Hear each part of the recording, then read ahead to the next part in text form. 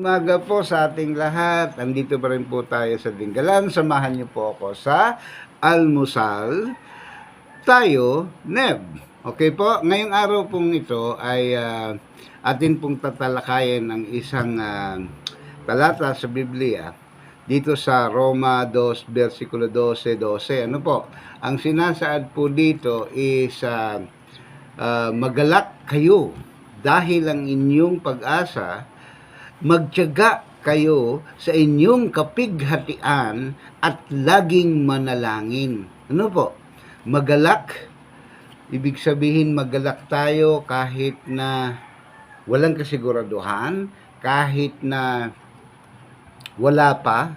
Magalak tayo kasi meron tayong Diyos na ating pinanghahawakan. Okay? At pag sinabi din po ditong magtiyaga, matuto tayong magantay. Magtiyaga tayo kahit nalulungkot na tayo, kahit na nawawalan ka ng pag-asa, magtiyaga tayo. At laging manalangin ay continuous prayer. Prayer without ceasing po. Ibig sabihin, wag niyong tigilan, magdasal lang kayo ng magdasal. Mga kapatid, lahat po naman tayo sa ating buhay, gaano man tayo kasi ka-faithful, gaano man tayo ka-prayerful, pero kung walang sagot, pero kung walang nangyayari, the heaven is not opening its door for you. Ganun po, di ba minsan, nawawalan din tayo ng pag-asa habang tumatagal at lumilipas ang panahon. Pero, always remember, lagi po natin itong tatandaan, ang Diyos ay laging may ginagawa sa likuran. Mag-antay ka lang. Ang katahimikan niya ay hindi nangangahulugang wala dahil meron siyang ginagawa. Hindi mo ba? Ang tunay po na pananampalataya ay nagtitiwala habang wala pa. Di ba? Habang wala pa. Kaya nga sabi, lucky are those who believe without seeing. Di ba? Isang kwento po ang ibabahagi ko sa inyo. Ano po? Meron pong isang matandang karpintero, halos malabo na po ang kanyang mata. Wala siyang kasama, ang mga anak niya po ay nasa malayo. So, nandoon lang siya sa bahay na kanyang tinitirahan.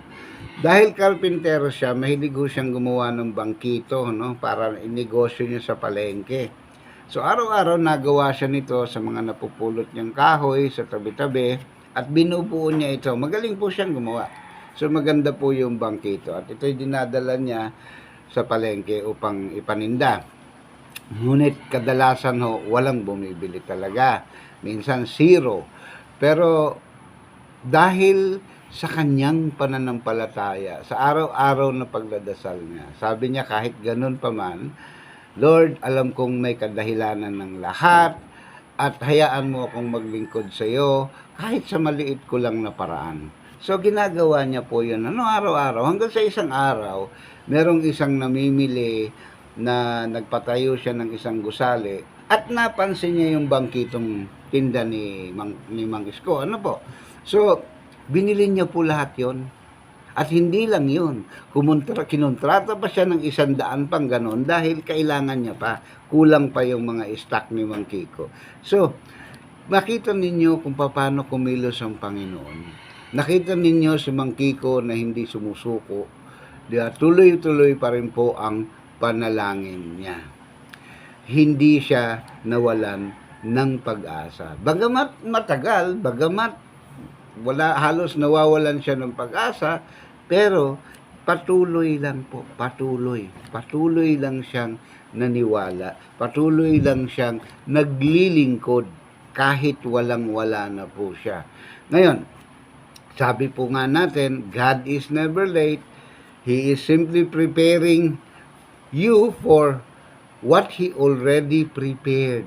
Alam natin, minsan pinalalakas niya tayo para dahil meron siyang ibibigay sa atin. Hindi man po yun, hindi man yung hinihiling mo, pero mas maganda pa doon sa hinihiling mo.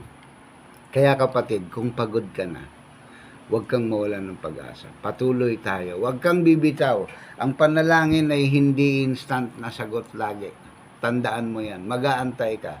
Pero laging may galaw ang Diyos sa likod ng buhay mo. O yun po. So, tayo po ay manalangin lagi sa Panginoon araw-araw at pagpatuloy lamang natin po ang ating paniniwala. Magtiyaga, mag-antay, at magalak. Yun lamang po. So, kita-kita po ulit tayo bukas sa Almusal Tayo, Neb. Okay, so mag-almusal na po tayong lahat ngayon sa kanila natin mga bahay. Maraming